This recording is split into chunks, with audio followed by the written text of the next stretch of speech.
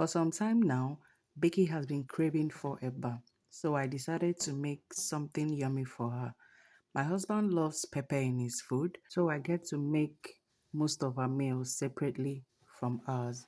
So right here, I'm trying to dice some chicken that I'll be using to cook the soup. No matter how little pepper is in a meal, Becky will definitely detect and she will end up not eating that food. So that's why I try to avoid it by making sure I make her own meal separately from the one that I and my husband will eat. So I'm done shredding or cutting the chicken into bits. So I went ahead to put it in a pan that I've already added my oil, heated it up. So here I am trying to saute it a bit. While I was doing that, I decided to add a little bit of seasoning.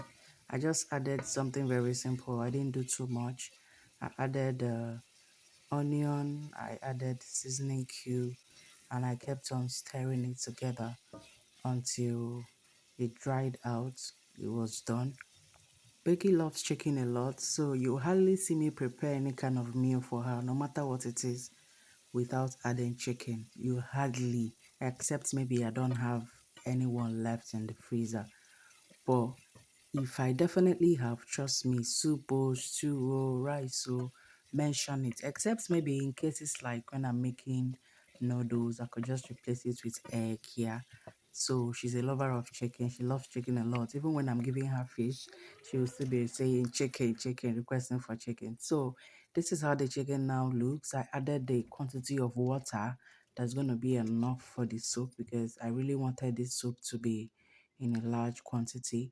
I added some stockfish flakes and some mackerel or Titus fish. She loves it a lot as well. So I season the Titus fish separately. That is a fish seasoning and another kind of fish seasoning. Yeah, because I'm not going to be adding salt. So I had to make sure that it's tasty for her so she'll be able to eat it.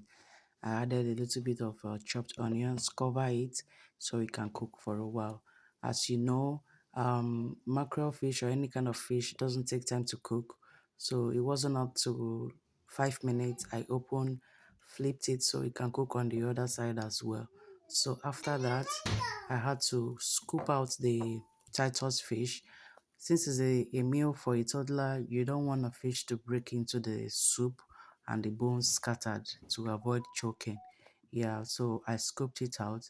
I went ahead to add my palm oil and extra seasoning cube. Oh, by the way, I I didn't say the kind of soup that I'm making for her. Well, aside the fact that I normally make a draw soup for her, so this time around I didn't have okra or obono or anything that much. So I decided to cook egusi for her. So in that pot, I added a little bit of seasoning, covered it again, and this is what we have. I added my grounded egusi, which is melon for those of you that don't understand. Covered it, opened it up.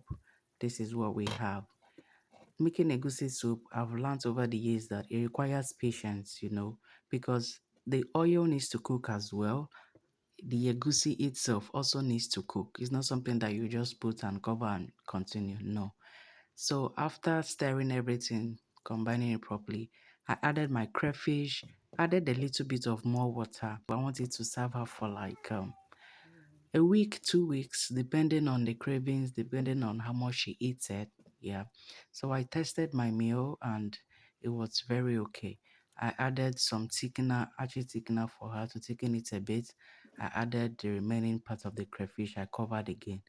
All of this thing took me about 30, 45 minutes, I guess. Yes, that is how much time it consumes to cook a goosey soup.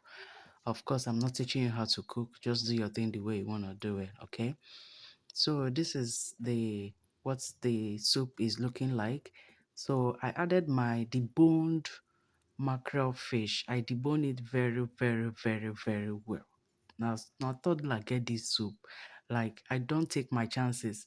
Most of the time, self, I don't even give her this fish because the kind of bones that you see in this fish is scary, you know. But I took my time well enough to debone the fish. So here I'm adding my ugu leaf, the remaining leaf that I have left in the house. So I added it to the soup. Like this now, the soup is done. Like the soup is ready to be served. Very simple. Like this our soup has more animal. This this soup that I just made has a lot of animal. Anyway, this is what we have. And this soup tasted heavenly. I literally was eating it alongside with her as well. Soup that I made for my baby. Now I follow and they chop the food.